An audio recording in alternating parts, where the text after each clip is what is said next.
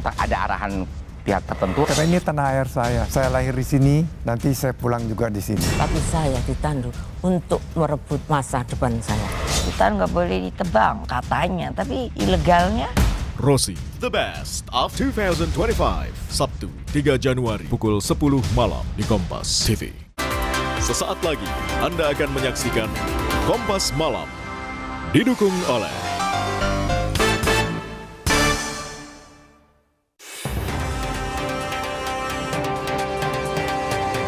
Dua rumah di Kampung Koto, Padang, Sumatera Barat ambruk dan hanyut diterjang arus Sungai Batang Kuranji. Banjir juga mengancam 15 rumah warga lainnya.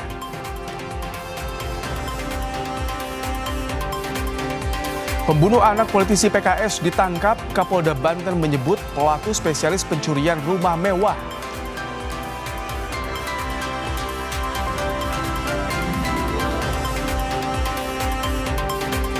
Sejumlah ledakan guncang ibu kota Venezuela di tengah ketegangan dengan Amerika Serikat. Presiden Trump klaim tangkap Presiden Venezuela dan istri.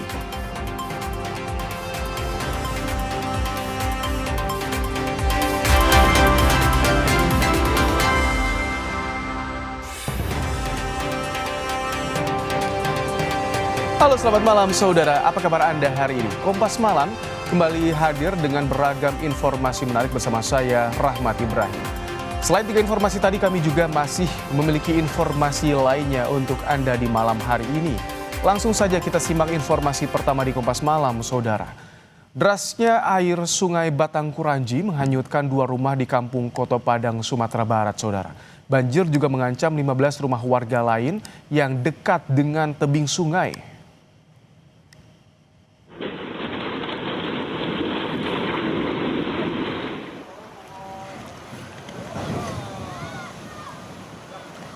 Inilah detik-detik rumah warga di Kampung Koto, Kelurahan Tabiang, Banda Gadang ambruk dan hanyut diterjang derasnya aliran Sungai Batang Kuranji.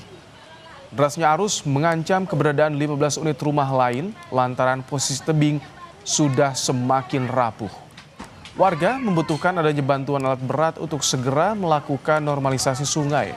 Warga menyebut sejak awal bencana 27 November lalu, belum satu kali pun daerah mereka tersentuh alat berat. Dampaknya 2 rumah sudah jatuh nih yang baru nih ya. Nah, termasuk ini barusan sudah jatuh juga pavilion rumah orang tua saya.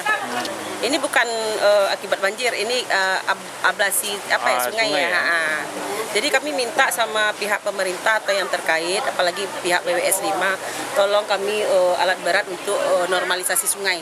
Itu yang terpenting dulu. Saudara, tabir kasus pembunuhan anak politisi PKS di Cilegon, Banten mulai terungkap. Polisi menangkap terduga pelaku pembunuhan saat tengah melakukan aksi pencurian.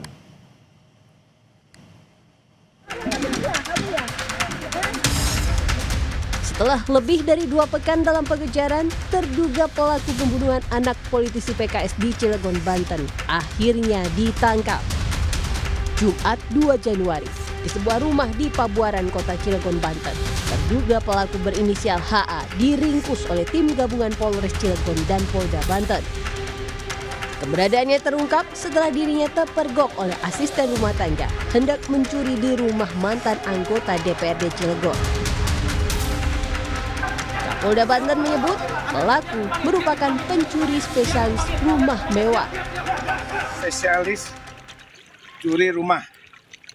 Curat ya, pencurian dengan pemberatan rumah-rumah yang dianggap kosong. Dan sasarannya rumah-rumah yang bagus. Ada kemungkinan tersangka lain bertambah, Bang? Nggak ada ya. Aduh, God. Sudah, sementara itu ya. Siap, berarti ada kemungkinan motifnya memang pencurian ya? Ya. Siap. Ketua Bidang Advokasi DPP PKS Nurul Amalia bilang, ayah korban Maman Suherman tidak mengenal pelaku pembunuhan anaknya. Nurul menegaskan pelaku bukan orang yang pernah bekerja di keluarga korban. Tahu dan sampai hari ini memang keluarga korban tidak mengenal pelaku ya. Dan pelaku bukan orang yang terdekat ya dengan keluarga korban. Jadi dan pelaku juga bukan pekerja ya, pekerja di keluarga korban ya. Jadi ini memang pelakunya adalah orang lain yang sama sekali tidak dikenal oleh pihak keluarga. 16 Desember 2025, anak politisi PKS ditemukan meninggal dunia di kediamannya di kota Cilegon. Pembunuhan sempat jadi misteri karena minimnya saksi dan bukti, serta tak ada satupun barang hilang di rumah mewah ini. Tim Liputan, Kompas TV. Informasi terkait penangkapan pelaku pembunuhan anak politisi PKS kita tanyakan langsung pada jurnalis Kompas TV. Ada Suherdi dari Cilegon, Banten. Selamat malam, Herdi. Ya, selamat malam. Herdi, dari pemeriksaan sementara sejauh ini, apakah sudah ada informasi soal motif pelaku membunuh korban? Ya, selamat malam Ibrahim dan pemirsa, bahwa saat ini sedang intens pemeriksaan di Polres Cilegon, motif dan pelaku ini mengapa untuk membunuh anak politikus di Cilegon ini, dan bahwa pemeriksaan intens ini masih didalami oleh pihak kepolisian Polres Cilegon dan Polda apa yang terjadi pada kejadian pembunuhan oleh anak politikus di Cilegon ini. Dan saat ini juga Polres Cilegon dan Polda Banten yang sebelumnya terjadi laporan dan Polsek Cilegon dan itu terjadi penangkapan ada laporan pencurian di salah satu rumah mantan DPRD Cilegon yang saya itu di daerah Ciwedus Kota Cilegon itu di hari Jumat kemarin, dan itu langsung ditangkap oleh Polsek dan gabungan oleh Polda Banten, dan itu juga polisi mendalami pelaku ini yang membenarkan oleh Kapolda Banten bahwa pelaku ini spesialis rumah mewah yang ada di sekitar Cilegon. Demikian. Suherdi, mengapa polisi begitu yakin jika pelaku ini adalah pembunuh dari anak politisi PKS? Apakah ini berdasarkan keterangan pelaku atau ada titik terang atau barang bukti yang menunjuk ke arah pelaku, informasinya, Herdi?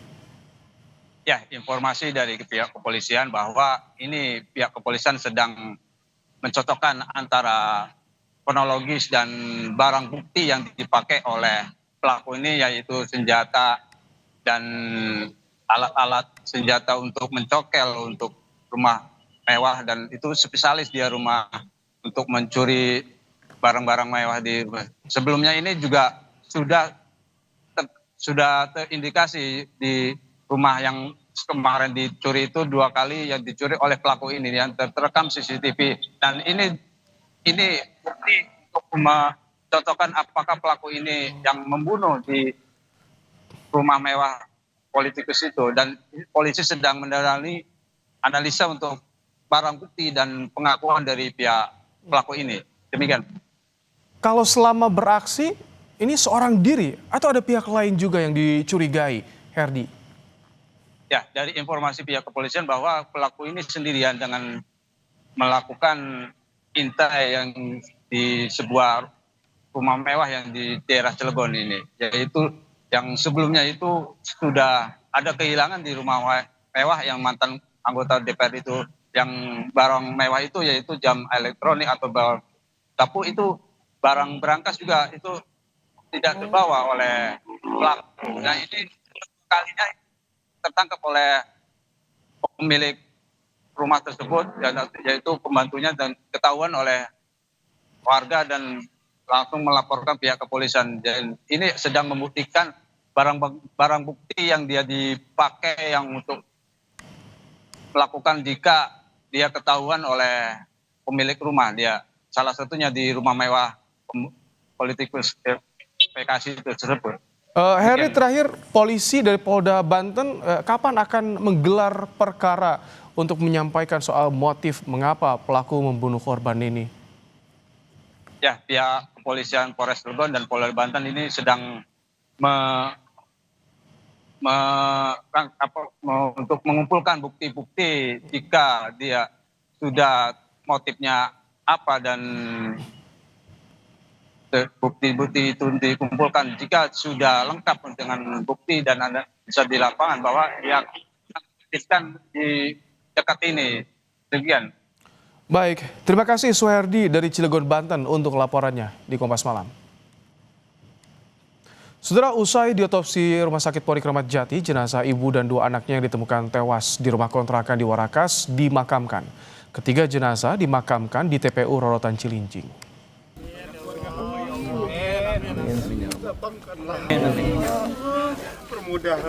Isak tangis keluarga mengiringi pemakaman jenazah ibu dan 2 anaknya yang ditemukan tewas di rumah kontrakan di Warakas, Jakarta Utara. Pemakaman ini dilakukan usai dilakukan otopsi di RS Polri Kramat Jati pada Jumat kemarin, saudara.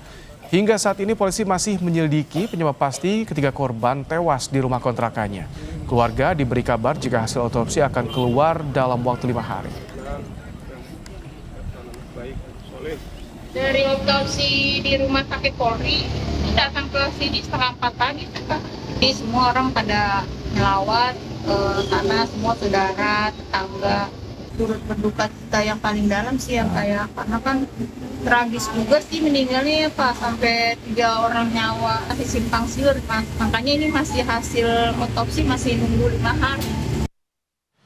Sebelumnya pada Jumat kemarin, satu keluarga yang terdiri dari ibu dan 2 anaknya ditemukan tewas di rumah kontrakannya di Warakas, Jakarta Utara. Korban ditemukan tewas dengan kondisi mengenaskan, mulut mengeluarkan busa. Dari TKP, polisi menyita beberapa barang bukti, salah satunya botol air mineral dan kemasan makanan. Sejumlah saksi juga sudah diperiksa untuk mengusut tuntas penyebab kematian korban.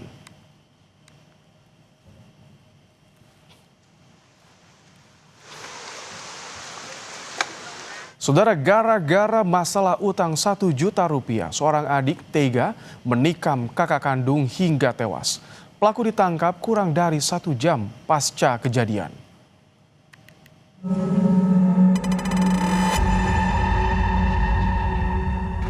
Kisah tragis terjadi di Makassar, Sulawesi Selatan. Seorang kakak tewas usai ditikam adik kandung di sebuah lahan kos yang ditemukan di TKP.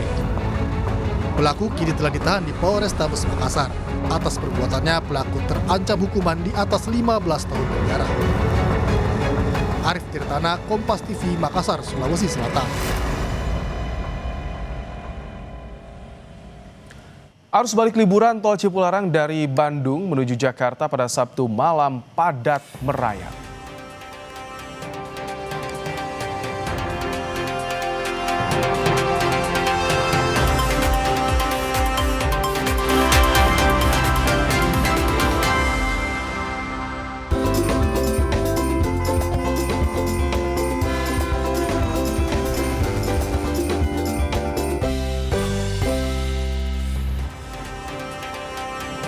Saudara, arus lalu lintas di jalur puncak kembali normal setelah diberlakukan satu arah sejak Sabtu siang. Pada Sabtu malam, petugas Satlantas dari Polres Bogor melakukan normalisasi lalu lintas ke arah puncak dan sebaliknya. Rekayasa lalu lintas ini akan diberlakukan jika terjadi kepadatan di jalur wisata tersebut.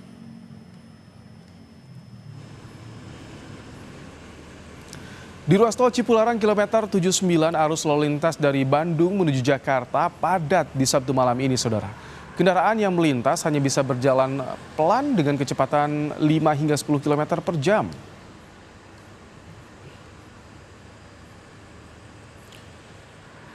Kendaraan yang melintas di jalur arteri Karawang, Jawa Barat juga meningkat pada Sabtu malam.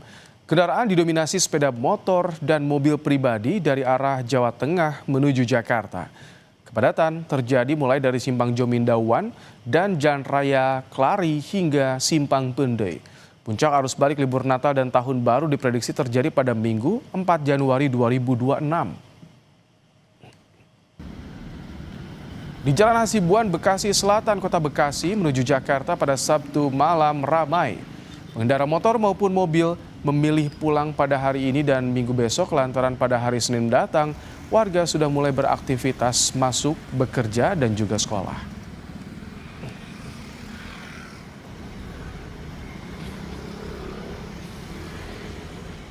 Arus balik libur Natal dan Tahun Baru terlihat juga di Stasiun Pasar Senen, Jakarta Pusat pada Sabtu malam, saudara. PT KAI Daob 1 Jakarta memprediksi puncak arus balik akan terjadi pada Minggu 4 Januari.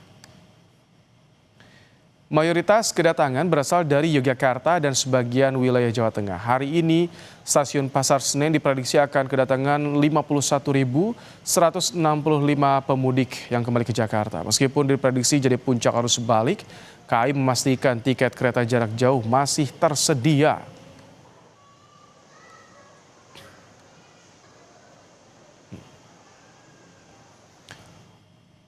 Untuk mengetahui situasi terkini jelang puncak arus balik libur tahun baru, kita sudah terhubung dengan jurnalis Kompas TV. Ada Tifal Solesa dan Adini Anissa dari stasiun Pasar Senen. Kemudian ada Adi Wahadi juga dari jalur arteri Karawang, Jawa Barat. Kita ke Tifal terlebih dahulu. Selamat malam. Tifal, bisa digambarkan bagaimana kedatangan penumpang yang kembali ke Jakarta usai libur tahun baru di stasiun Senen, Tifal?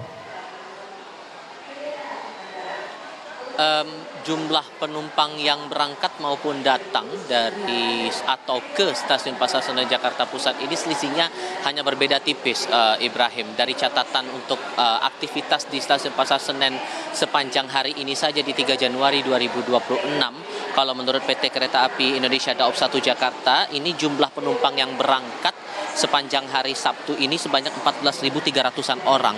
Sementara yang datang ke Jakarta melalui stasiun Pasar Senen ini jumlahnya 15.434 orang. Selisihnya hanya 1.100 lebih jumlah orang yang berangkat maupun datang kemari.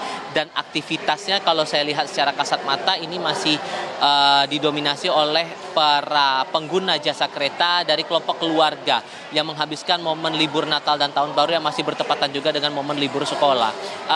Tadi sempat disinggung untuk jumlah penumpang yang akan tiba ke Jakarta melalui sejumlah stasiun di wilayah KAI Daob 1 Jakarta, jumlahnya 51.000.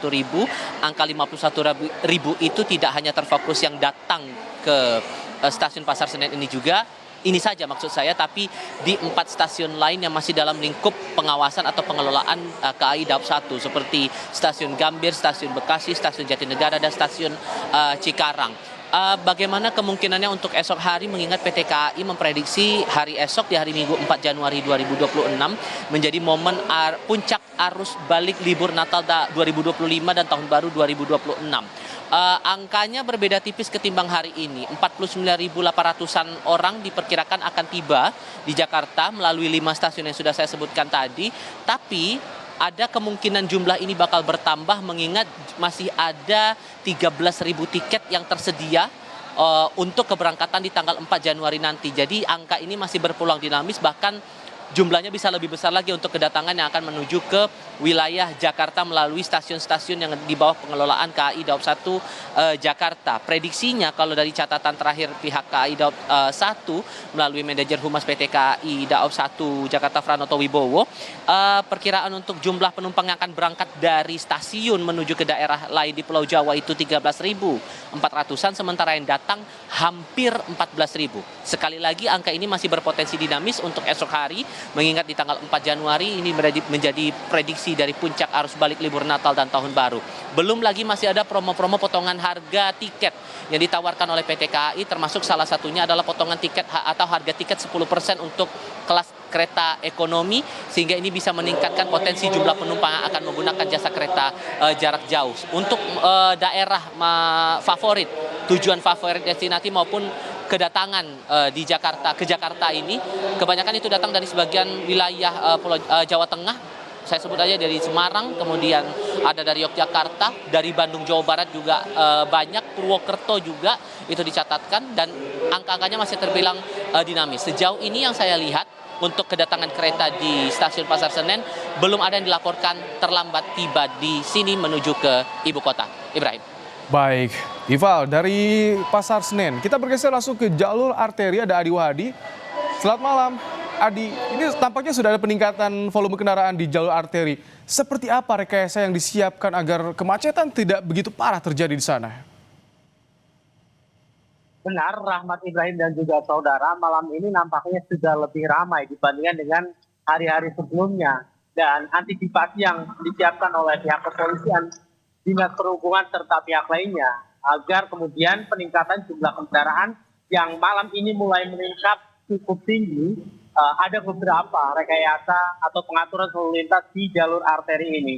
Salah satunya adalah menutup sejumlah persimpangan yang terdapat di sepanjang jalur arteri wilayah Kabupaten Karawang, mulai dari kawasan Simpang Jombing, Simpang Danuan, Simpang Karawang Timur hingga Simpang Pendai. Lokasi tersebut memang menjadi salah satu perhatian pasalnya. Setiap ada peningkatan jumlah kendaraan, titik-titik tersebut sudah menjadi barang pasti kemacetan akan terjadi. Nah, oleh karena itu upaya menutup persimpangan dan menjadikan satu jalur kendaraan, terutama kendaraan yang datang dari arah Pantura, Cirebon menuju ke arah Jakarta, itu menjadi salah satu solusinya.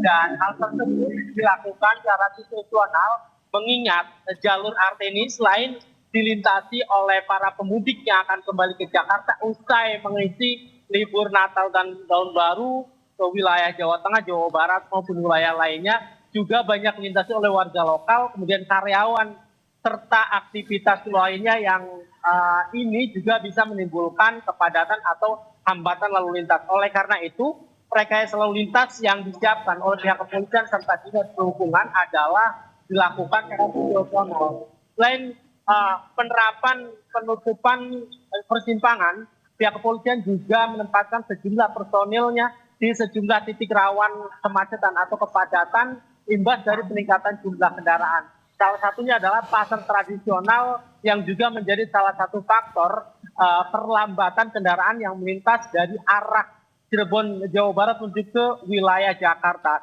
Dan biasanya ada kanalisasi yang dilakukan oleh pihak kepolisian agar kemudian kendaraan yang berjalan melintas di jalur arteri ini cukup lancar. Dan prediksinya sama seperti wilayah lain, tanggal 4 Januari atau hari Minggu besok adalah puncak arus balik libur Natal dan Tahun Baru. Dan malam ini juga nampaknya sudah mulai terlihat. Dan kami sempat berbincang dengan sejumlah pengendara bahwa mereka memilih perjalanan malam ini mengantisipasi atau menghindari puncak kepadatan arus lalu lintas yang diprediksi akan besok terjadi. Selain itu, ketika sudah lebih cepat sampai Senin nanti, ada waktu jeda istirahat sebelum mereka melakukan aktivitas normal pasca libur Natal dan Tahun Baru. Rahmat Ibrahim. Baik, terima kasih Adi Wahadi untuk laporannya dari Karawang. Tifal Solesa juga terima kasih laporannya dari Stasiun Senen, Jakarta. Saudara, seiring berakhirnya liburan akhir tahun, pusat oleh-oleh di Makassar, Sulawesi Selatan dipadati wisatawan yang akan kembali ke kota asal. Apa saja yang paling laris diburu? Berikut liputan jurnalis Kompas TV, Wafik Azizah dan Nila Rustam.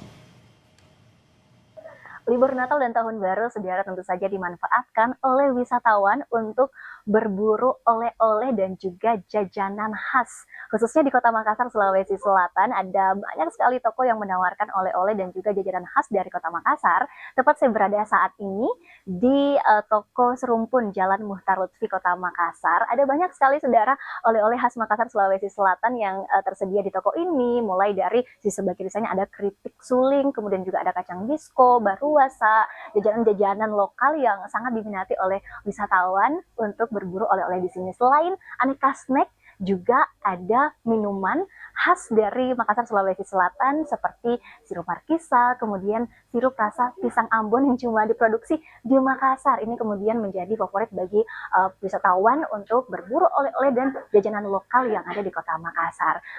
Tentunya selama periode libur Natal dan Tahun Baru ini peningkatan pembeli untuk berburu oleh-oleh sangat-sangat meningkat saudara. Untuk mengetahui lebih jauh lagi saat ini saya akan berbincang bersama Anissa, pengelola dari toko Serumpun Kota Makassar. Baik, selamat malam Mbak Anissa. Mungkin bisa dijelaskan apa saja sih kemudian jajanan ataupun oleh-oleh khas dari Kota Makassar yang sangat diburu oleh pembeli? Di sini ada oleh-oleh khas Makassar, ada markisa, markisa tiara, markisa citra, biasanya diburu sama pembeli. Dan ada juga pia-pia khas Makassar, ada kacang-kacangan juga seperti kacang disco, kacang bawang, dan yang lain sebagainya. Baik, selama periode libur Natal dan Tahun Baru ini, apakah peningkatan pembeli ataupun omset dari toko ini juga meningkat? Ya. Sebelumnya sih lumayan meningkat, tapi setelah Natal ini semakin meningkat juga, Kak. Baik, terima kasih Mbak Anissa. Selama periode Natal dan Tahun Baru, perputaran ekonomi baik itu penjualan di UMKM dan juga perekonomian lokal sangat-sangat meningkat. Dari Makassar, Sulawesi Selatan, Wafik Asisa, Nila Rustam, Kompas TV Makassar, Sulawesi Selatan melaporkan.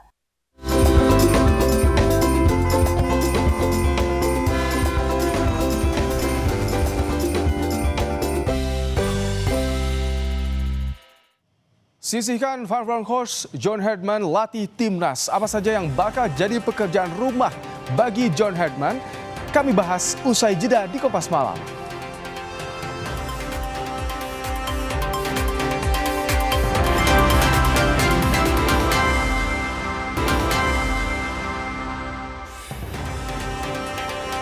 Tahun baru, pelatih baru. Kalimat itu nampaknya sudah cocok disematkan bagi timnas Garuda.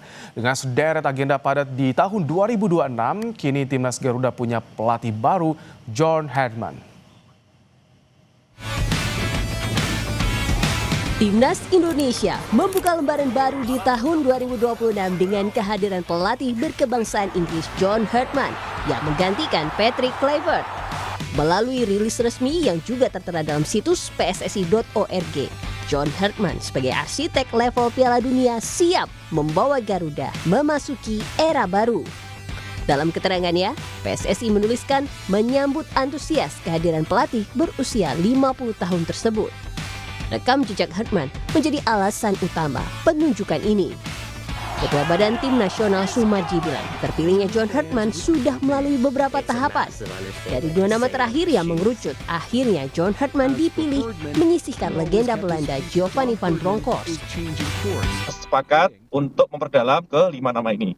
Dari 5 nama ini setelah kami perdalam memang ada yang siap dan ada yang memang tidak mau. Tidak mau pengertiannya karena masih melatih timnas lolos ke Piala Dunia, sehingga mereka tidak akan bisa keluar dari negara itu. Lantas dari 5 tinggal 4, dan dari 4 itu betul-betul kita intens berbicara. Pada akhirnya dari 4 itu tinggal 2, yaitu 1 Giovanni dan kedua John yang memang betul-betul serius dan mau melatih timnas Indonesia. Nama John Herdman santer disebut bakal menukangi timnas Garuda sejak awal Desember 2025. Karirnya sebagai pelatih terbilang moncer. Herdman merupakan satu-satunya pelatih sepak bola yang mampu membawa timnas putra dan putri lolos ke Piala Dunia. Bersama Kanada, Herdman membawa Lesru tembus Piala Dunia Qatar 2022 usai penantian selama 36 tahun. Piawai menukangi tim dengan level mediocre. Analis sepak bola Ihsan Mahar menilai penunjukan John Herdman sebagai nahkoda timnas Garuda sudah tepat. Dengan karakter yang dimiliki timnas Garuda saat ini, Herdman dinilai sebagai sosok yang sesuai.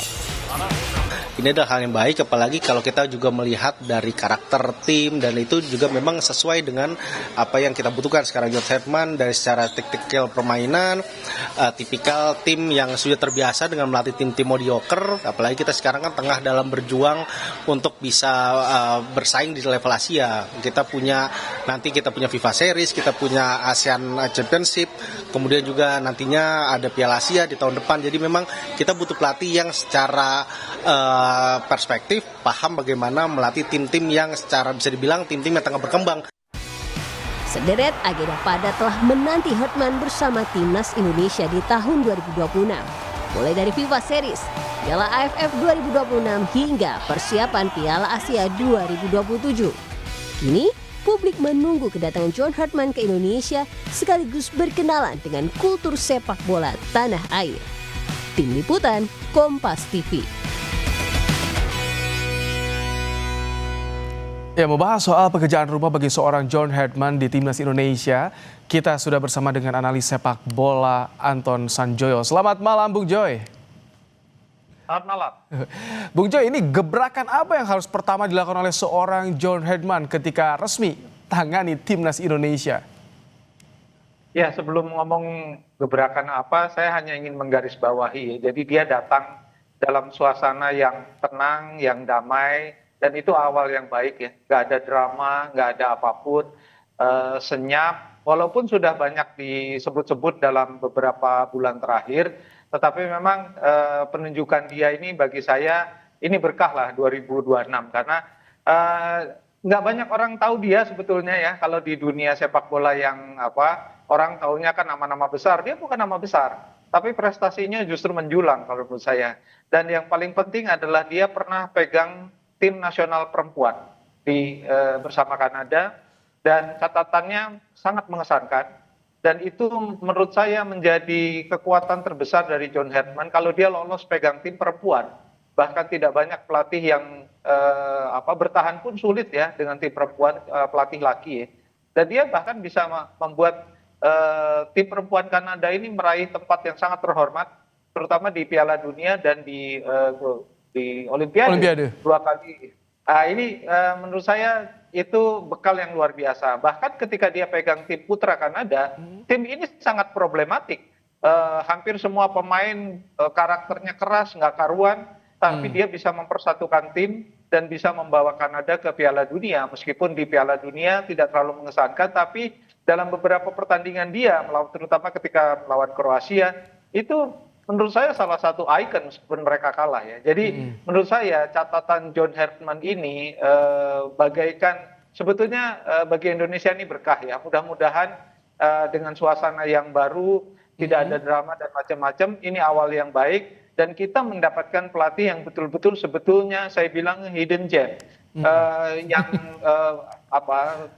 terpendam, tidak banyak orang yang tahu tapi bisa diambil oleh Indonesia dan gajinya pun relatif tidak terlalu besar, 8 miliar setahun menurut saya oke lah ya, karena dia akan bekerja juga dengan timnya dan harusnya sih dalam 1 bulan ke depan ini sudah mulai bekerja dan sudah mulai nampak hasilnya, paling tidak dalam komunikasi yang dia lakukan karena tim ini kan hilang kepercayaan dirinya ya setelah dia.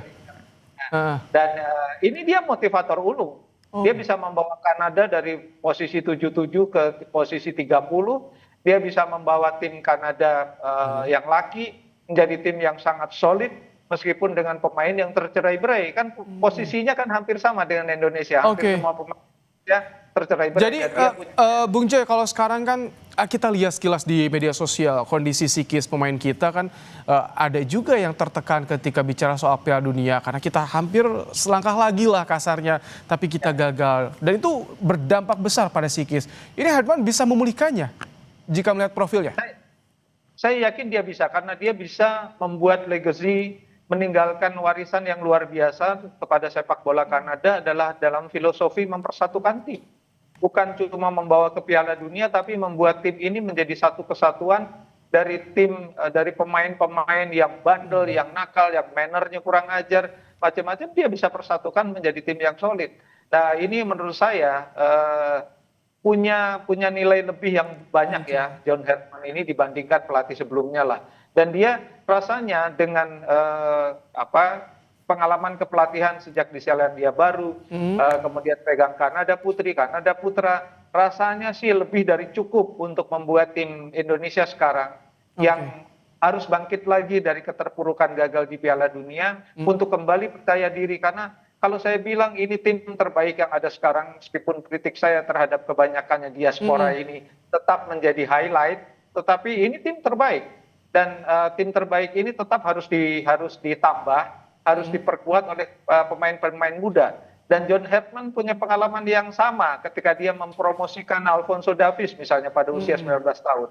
Dia punya pengalaman itu. Jadi harusnya dia membawa pengalaman itu untuk menaikkan pemain-pemain muda menjadi pelapis Itses dan kawan-kawan nanti kelak pada tahun 2030. Karena Indonesia punya cita-cita masuk ke Piala Dunia. Bung Joy, ini kan kalau bisa berkaca pada 2 pelatih sebelumnya, ini harus bagaimana sih seorang John Herdman agar bisa diterima pemain, federasi, bahkan hingga pendukung? Karena kalau dari analis nampaknya ini pada sepakat nih dengan sosok John Herdman ini. Justru kekuatan terbesar John Herdman bukan pada analisis taktiknya ya, tetapi pada pendekatannya terhadap pemain, pendekatannya terhadap filosofi sebuah tim, pendekatannya, dan dia jago orasi. Dia sangat jago untuk membangkitkan persatuan tim. Dia sangat jago untuk itu. Dan itu sudah dibuktikan. Oleh sebab itu ketika Kanada menghadapi krisis, dia sudah tidak ada di tim Kanada. Dia dipanggil lagi oleh Federasi Kanada untuk mengatasi krisis di tim nasional Kanada. Jadi Anda bisa bayangkan betapa luar biasanya pelatih ini. Meskipun dia bukan mantan pemain bola profesional loh, dia mantan guru. Tapi paham betul bagaimana menguasai ruang ganti, menerapkan hingga jadi strategi ya. Ya ini saya kira ujian terberat dia nanti, karena gini, hampir semua pemain Indonesia sekarang kan yang tim inti dibesarkan di Eropa. Dan kultur Eropa tidak terlalu jauh juga dengan kultur dia kan. Meskipun kalau orang bilang Inggris tuh agak lain dari Eropa yang kebanyakan, tapi menurut saya masih berdekatan lah. Jadi seandainya dia bisa bekerja sama dengan Simon Tahamata, Jordi Cruyff maupun Alexander Schweier, dia bisa bekerja sama dengan Itjes dan kawan-kawan. Jadi itu menurut saya tidak terlalu sulit lah bagi dia. Dan saya meyakini kan masih ada 3 orang Belanda di sini sebagai penasihat teknis, ada Schweier, Tahamata dan lain-lain. Tetapi ini ada kekuatan baru dari sepak bola yang dilahirkan sebetulnya dari sepak bola Inggris, dan itu punya kekuatan sendiri juga. Bukan sepak bola Inggris yang kita kenal dengan kick and rush, tapi betul-betul sepak bola yang betul-betul sudah modern. Dan ini yang disisihkan juga Van Bronckhorst, legenda Belanda, disisihkan oleh Hartman di terakhir nih yang dipilih oleh PSSI.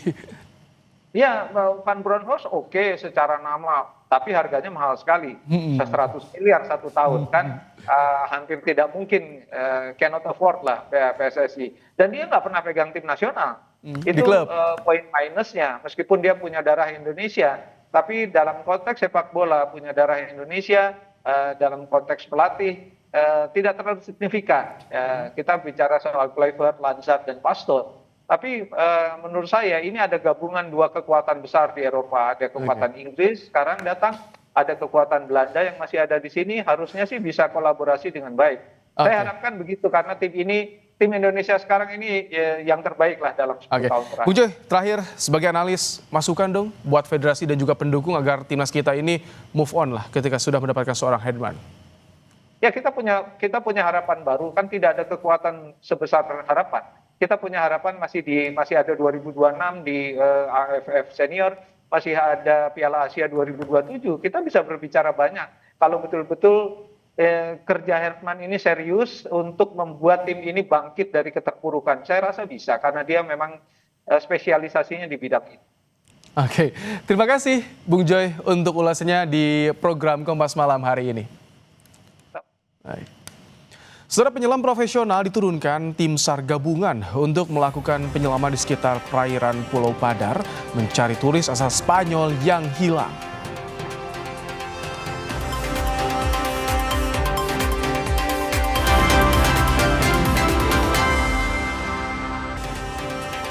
Saudara, para penyelam profesional kembali diturunkan tim SAR gabungan untuk melakukan penyelaman di sekitar perairan Pulau Padar untuk mencari wisatawan Spanyol yang masih hilang.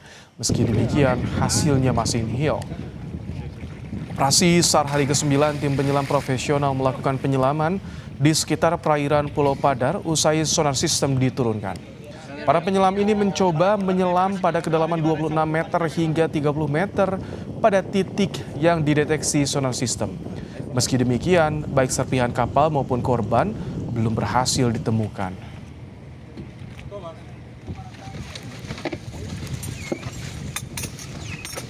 Tadi sudah melakukan penyelaman di titik koordinat yang terdeteksi oleh alat sonar itu.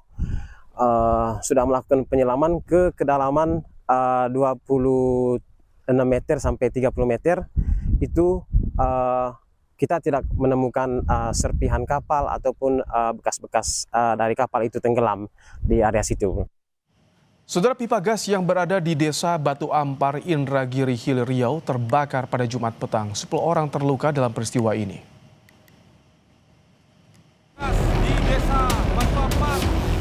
Api berkobar setinggi 15 meter akibat kebakaran pipa gas PT Transportasi Gas Indonesia atau TGI di Desa Batu Ampar, Indragiri Hilir, Riau. Kebakaran yang berjarak 500 meter dari permukiman membuat warga panik. Jalan lintas timur Sumatera juga sempat ditutup.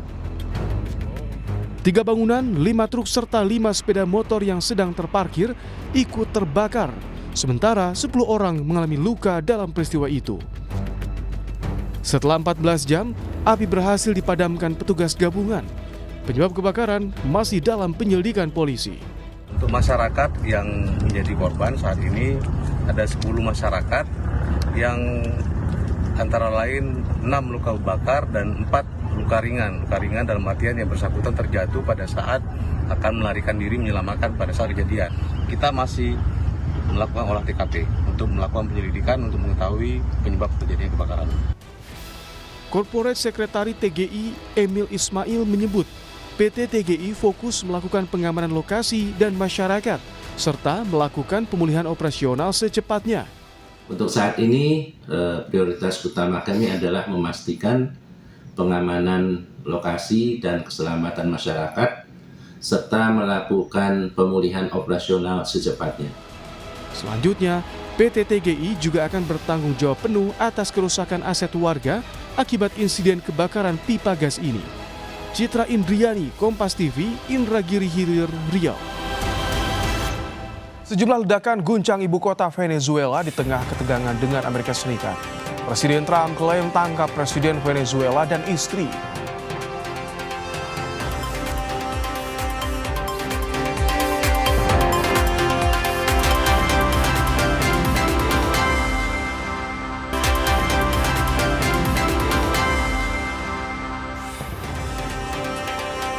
Serangkaian ledakan mengguncang ibu kota Venezuela, Caracas pada Sabtu di hari waktu setempat. Pemerintah Venezuela menuduh Amerika Serikat yang menjadi dalang ledakan tersebut.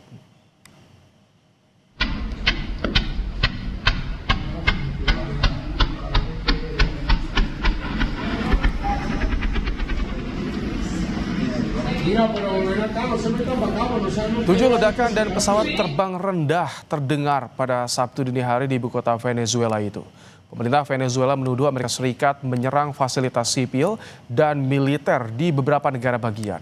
Venezuela juga telah menyatakan darurat nasional setelah kejadian itu.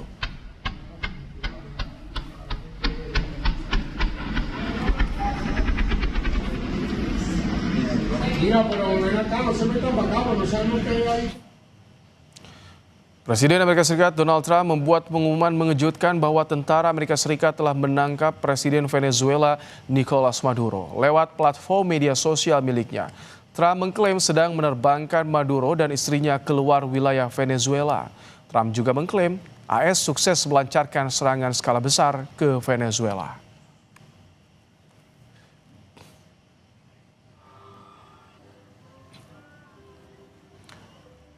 Informasi tadi jadi penutup Kompas Malam hari ini. Kami ingatkan untuk selalu penuhi kebutuhan hidrasi Anda sepanjang hari dengan air mineral yang pasti sejuknya. Saya Rahmat Ibrahim, sampai jumpa.